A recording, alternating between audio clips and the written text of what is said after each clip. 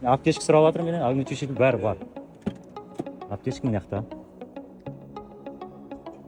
Аптечканы алып жүрсің, артына өтті екен. Мен қақына, сосын багаж ашып.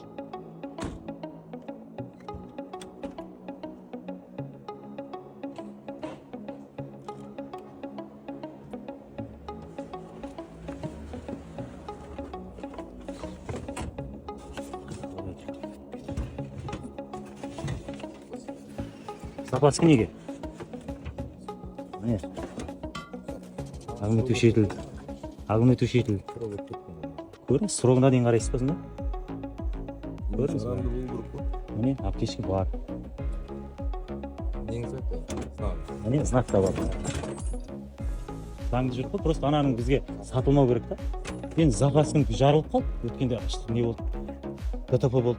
Енді оны қазір қоятын, мен ақша болмай тұр, оны түйше штраф төледім. Таңғалды ғой.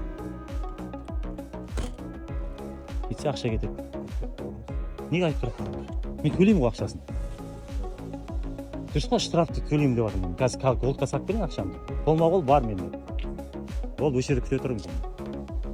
Толықтай ақпаратты Telegram арнамыздан аласыз.